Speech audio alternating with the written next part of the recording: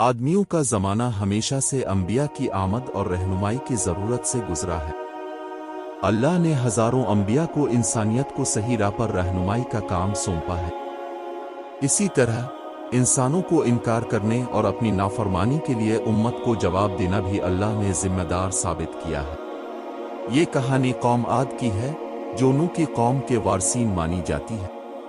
عاد قوم قرآن کے سورۃ الاحقاف میں ذکر ہے، جنہوں نے جنوبی عرب کے پچھلے حصے کے ریتیلے پہاڑوں میں رہائش کی۔ ان کے بلند عالم پر سرفراز بنانے اور بڑی عمارتوں کی تعمیر کی خاصیت تھی، جو کہ ان کے اطراف کے قبائل اور امتوں کے مقابل میں بھی زیادہ تھی۔ قوم عاد کو اللہ تعالیٰ نے بے پناہ جسمانی طاقت اور قد بلند سے نوازا تھا۔ وہ اونچی اونچی عمارتیں بنانے میں ماہر تھے، لیکن وہ مغرور ہو گئے اور بت پرستی کی طرف مائل ہو گئے۔ انہوں نے اللہ تعالیٰ کے ساتھ دوسرے خداؤں کو بھی ماننا شروع کر دیا۔ حضرت علیہ السلام نے انہیں اللہ تعالیٰ کی وحدانیت اور بت پرستی کی بے وقوفی کی طرف بار بار توجہ دلائی، لیکن وہ اپنی کم عقلی پر مصر رہے۔ انہوں نے حضرت علیہ السلام کا مذاق اڑایا اور ان کی باتوں کو رد کر دیا۔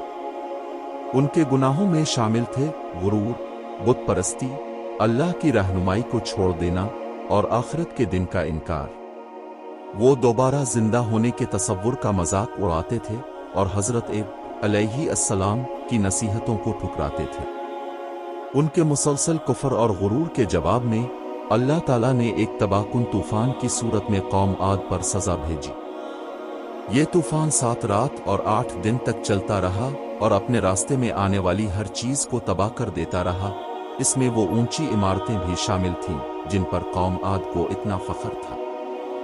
لیکن صرف حضرت علیہ السلام اور ان کے پیروکار اس سزا سے بچائے گئے، کیونکہ انہوں نے قرآن کی تلاوت کی اور صرف اللہ کی عبادت کی۔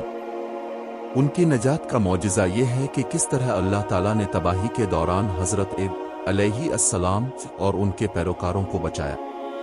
جہاں یہ طوفان کافروں کو نیست و نابود کر رہا تھا، وہیں حضرت علیہ السلام اور جو ان پر ایمان لائے تھے وہ محفوظ رہے اور انہیں کوئی نقصان نہ پہنچا۔